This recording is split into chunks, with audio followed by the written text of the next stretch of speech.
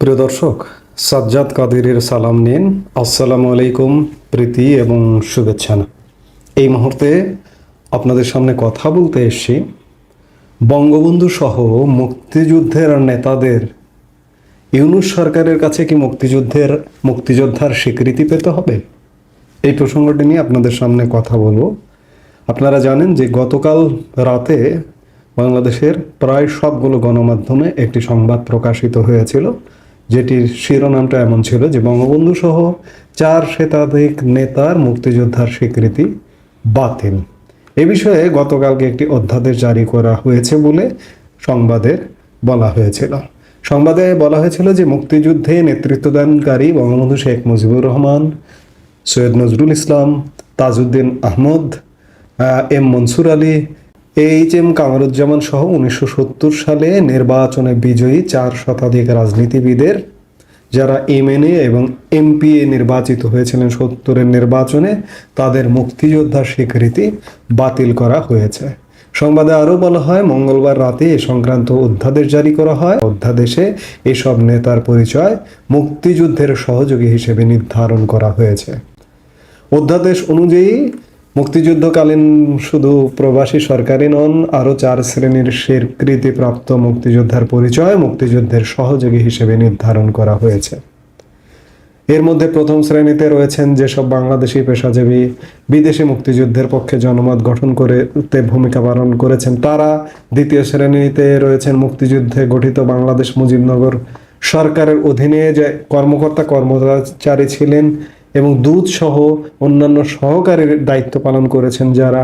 তৃতীয় শ্রেণীতে স্বাধীন বাংলা বেতার কেন্দ্রের শিল্পীরা, কলাকুশলীরা এবং দেশের বাইরে ও দেশের অভ্যন্তরে মুক্তিযুদ্ধের সপক্ষে দায়িত্ব পালনকারী সব বাংলাদেশি সাংবাদিক এবং চতুর্থ শ্রেণীতে স্বাধীন বাংলা ফুটবল দল।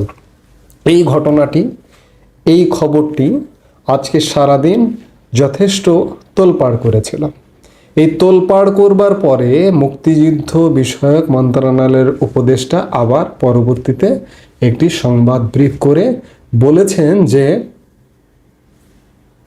যারা মুক্তিযুদ্ধে নেতৃত্ব দিয়েছে, মুক্তিযুদ্ধে মুজিবনগর সরকারে যারা ছিলেন, সরকারের নেতৃত্বে যারা ছিলেন, মুজিবনগর সরকারের রাষ্ট্রপতি, অস্থায়ী রাষ্ট্রপতি, প্রধানমন্ত্রী এবং অন্যান্য যারা ছিলেন তারা মুক্তিযোদ্ধা, তাদেরকে বাদ দেওয়া হয়নি। আমার প্রশ্ন হলো যে বঙ্গবন্ধুর মুক্তিযুদ্ধের স্বীকৃতি কিংবা তাজউদ্দিন আহমেদ, সৈয়দ নজরুল ইসলাম, ক্যাপ্টেন মনসুর আলী কিংবা এইচ.এম. কামরুজ্জামান, তাদেরকে স্বীকৃতি পেতে হবে ডক্টর মোহাম্মদ ইউনূসের। ডক্টর মোহাম্মদ ইউনূস যদি একটা অধ্যাদেশ জারি করে বঙ্গবন্ধু সহ আমাদের মহান মুক্তিযুদ্ধের নেতাদের মুক্তিযোদ্ধার স্বীকৃতি বাতিলও করে দেয়, তাহলে অবাক হবার কিছু থাকবে না। কারণ ডক্টর মোহাম্মদ ইউনূস সরকার একটা মুক্তিযুদ্ধ বিরোধী সরকার। এই 10 মাসে এটি পরিষ্কার হয়েছে। এই নানান কথায়, কর্মে, কাজে এটি ইতিমধ্যেই প্রকাশ পেয়েছে। এই যে ডক্টর মোহাম্মদ ইউনূসের যে সরকার যাদের, তাদেরই আজকে একজনের পোস্টও দেখলাম, সমন্বয়ক থেকে এখন এনসিপি নেতা, মুখ্য সংগঠক উত্তরাঞ্চল সার্জিস আলম যে বঙ্গবন্ধুর ডাকে আমাদের মহান মুক্তিযুদ্ধ হয়েছিল, যে বঙ্গবন্ধু ডাক না দিলে মুক্তিযুদ্ধ হতো না, সেই বঙ্গবন্ধুকে খাটো করে সার্জিস আলম আজকে একটা পোস্টও দিয়েছেন। অর্থাৎ এই যে মুক্তিযোদ্ধা, অমুক্তিযোদ্ধা, মুক্তিযুদ্ধের সহযোগী, এগুলো যখন চর্চা হচ্ছে গণমাধ্যমে, তখন সার্জিস আলম এমন একটা পোস্টও দিচ্ছেন।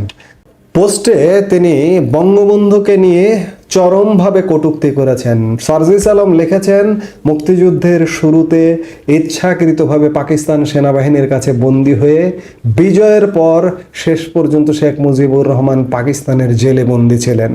মুক্তিযুদ্ধের পূর্বে তার গুরুত্বপূর্ণ অবদান থাকলেও মুক্তিযুদ্ধ চলাকালীন তিনি সরাসরি মাঠে ছিলেন না। তাজউদ্দিন আহমেদ মাঠে থেকে মুক্তিযুদ্ধের নেতৃত্ব দিয়েছেন, তার মুক্তিযোদ্ধার স্বীকৃতি বাতিল হয় কিভাবে?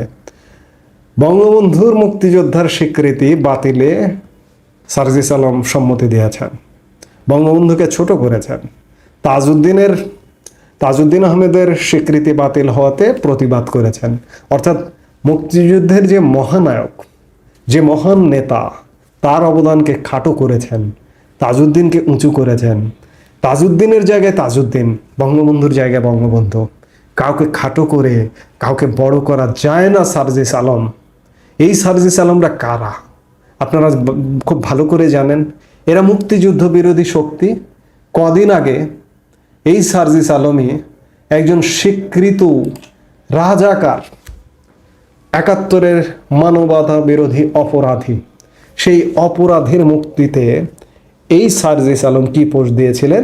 মৃত্যুদণ্ডের আদেশপ্রাপ্ত জামায়াত নেতা এটিএম আজহার আজকে মিথ্যা মামলা থেকে মুক্তি পেয়েছেন। আওয়ামী দুঃশাসনের শিকার, মিথ্যা মামলায় জীবন হারানো এমন কিছু মানুষকে আজ মনে পড়ছে। হয়তো সালাউদ্দিন কাদের চৌধুরী কিংবা দেলোয়ার হোসেন সাইদি আমাদের মাঝে আজ এভাবেই ফিরে আসতে পারতেন। নাম না জানা গুম, খুন, বিচার বহির্ভূত হত্যার শিকার হওয়া হাজারো আমাদের ভাই বোন।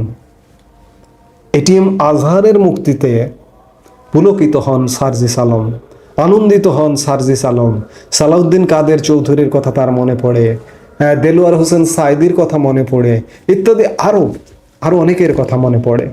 অর্থাৎ এরা যে মুক্তিযুদ্ধ বিরোধী, বাংলাদেশের মানুষের আর বুঝতে বাকি নেই। আরেকটি জিনিস, যে আজকে যে সংবাদটি নিয়ে তোলপাড় হয়েছে এটি যথাযথ।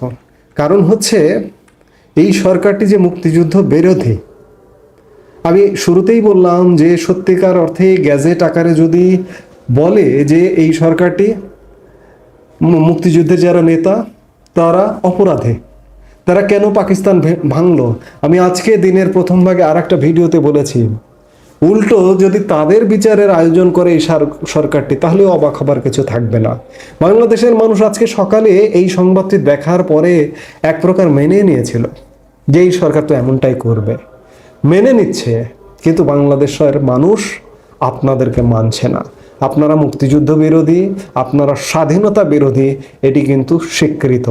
এবং এই স্বীকৃত সরকারের নিকট নিশ্চয়ই আমাদের মহান মুক্তিযুদ্ধের মহানায়ক বঙ্গবন্ধু শেখ মুজিবুর রহমান কিংবা মুক্তিযুদ্ধের নেতাদের নতুন করে আর স্বীকৃতি পেতে হবে না।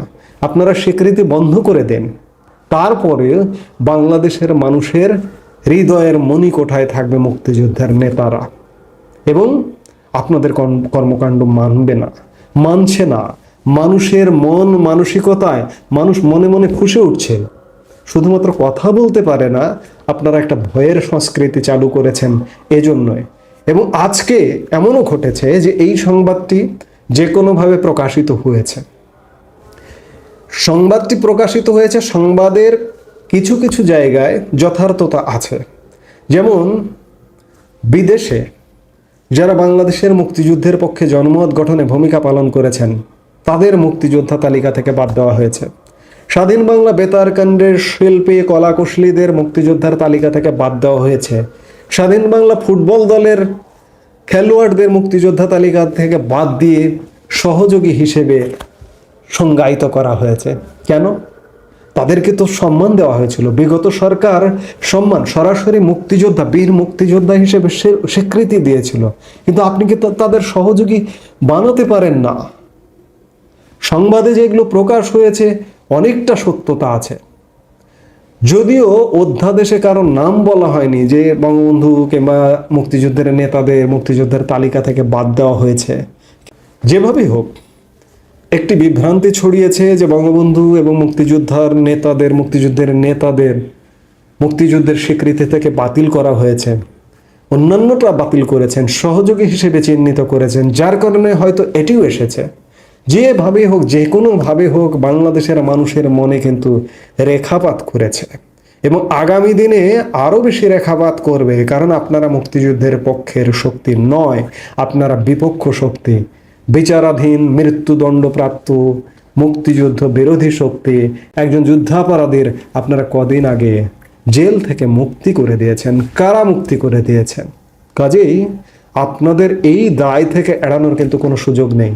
আর আপনাদের কাছ থেকে বঙ্গবন্ধু কিংবা মুক্তিযুদ্ধের নেতাদের নতুন করে স্বীকৃতিও অর্জন করতে হবে না।